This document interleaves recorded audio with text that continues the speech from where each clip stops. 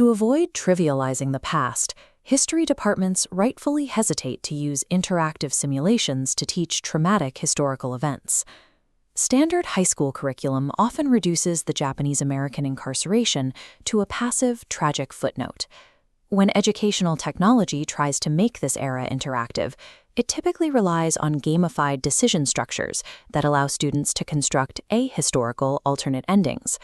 Providing that illusion of choice trivializes the inescapable harm inflicted upon these communities by the federal government. The Homefront simulation was designed as a direct architectural solution to this specific pedagogical trap. Ethical historical instruction requires students to confront structural power without ever pretending they can win or reverse state-sanctioned removal.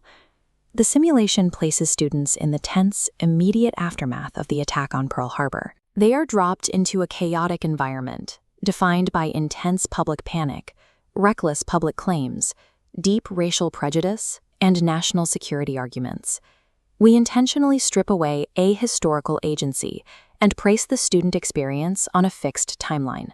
Structural coercion acts as the defining, immovable boundary of the entire curriculum. Students quickly discover that they cannot alter, prevent, or vote their way out of the forced removal process. Instead of trying to escape the history, their entire task is learning how to navigate within its harsh parameters. True historical empathy is built by rigorously analyzing how human beings reacted when all state power was weaponized against them.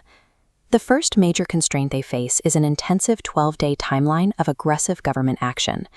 Students track the rapid succession of historical markers, mapping out the implementation of military curfews through the forced sale of property. The central text of this first phase is Executive Order 9066. The simulation forces students to analyze the exact bureaucratic language of this legal order. They must document a critical historical evasion. The legal text authorized these military zones without ever explicitly naming Japanese ancestry. Next, they evaluate the immediate, localized economic fallout triggered by these vaguely written orders. Students are strictly required to record the devastating property and work harms occurring during this rapid preparation phase. Simultaneously, they document the deep fracturing of communities and family units. Analyzing this evasive legal language alongside its devastating economic reality forces students to recognize how structural harm is bureaucratically engineered. As the timeline advances, the narrative moves into the incarceration camps, establishing the harsh physical reality the students must now navigate.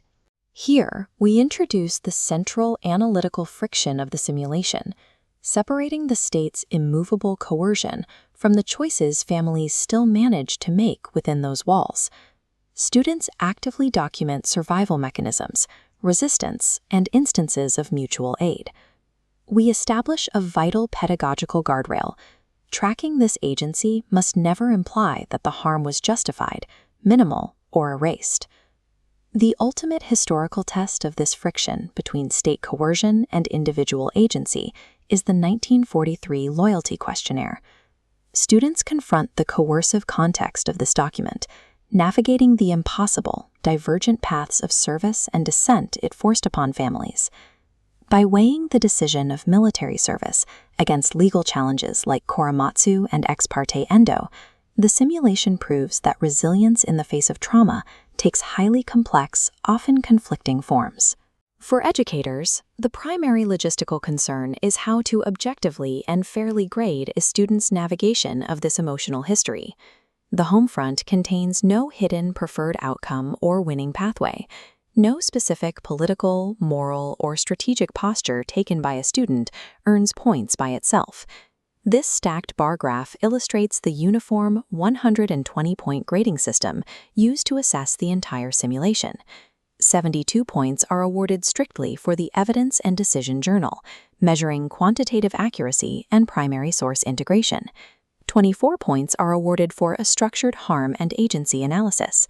The final 24 points evaluate a historical accountability reflection. The system specifically isolates a student's ability to use historical evidence and apply historical thinking skills. Students are heavily rewarded for their ability to revise previous claims when presented with newly revealed historical documents. Aligning the grade entirely with rigorous evidence synthesis protects both the integrity of the history and the objectivity of the educator. We designed this program for the logistical realities and time constraints of the modern classroom environment. The Teacher Confidence Guide provides a practical framework for a seamless 25-minute first-run setup.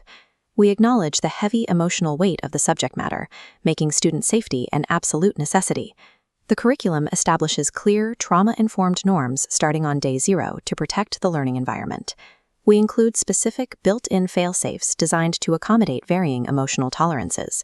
These opt-out, observer, and written alternative pathways ensure participation without academic penalty.